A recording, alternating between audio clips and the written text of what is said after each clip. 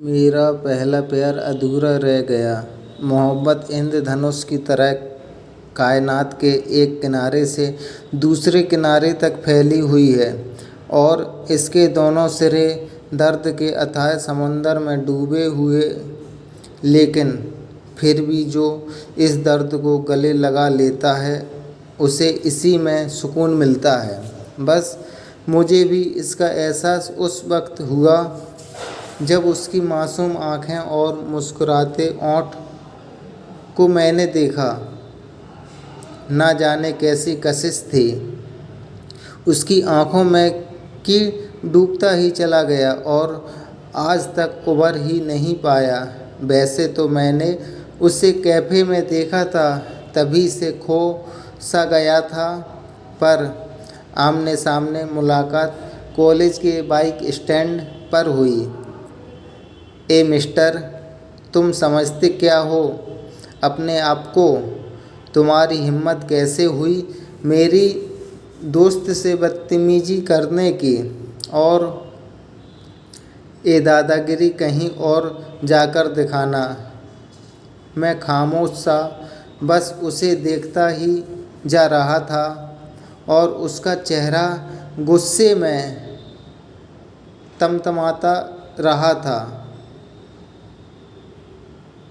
आंखें चमक रही थीं और माथे पर पसीने की बूंदें थीं।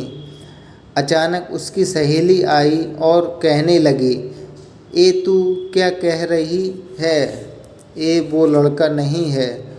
वो मुझको देखने लगी और कहने लगी, "मुझे माफ़ कर दीजिए, मुझे लगा कि तुम थे। कोई बात नहीं, अनजाने में ऐसा हो जाता है।" मेरी बात सुनकर वो तेज़ी से वहाँ से चली गई, लेकिन मैं चुपचाप वहीं खड़ा रहा जब तक कि मेरे दोस्तों ने आकर मुझे चौंकाया नहीं। फिर तो बस आते जाते मुलाकातें होने लगीं। पहले पहले वो शर्माई सी नज़रें उठाती, फिर बाद में मुस्कुराने लगी। उसकी वो मुस्कुराहट मेरे दिल में उतर जाया करती थी। उसकी बोलती आँखें कई ख्वाब जगाया करती थी। वो भी मुझे पसंद करने लगी थी। कम से कम मुझे तो यही लगने लगा था। हम करीब आने लगे थे। एक दिन उसने कहा कि वो विदेश जा रही है आगे की पढ़ाई के लिए। मैंने कुछ नहीं कहा। अगले दिन फिर उसने कहा। मैंने कहा कि ठीक है। वो कहने लगी, "कुछ कहोगे या पूछोगे नहीं?"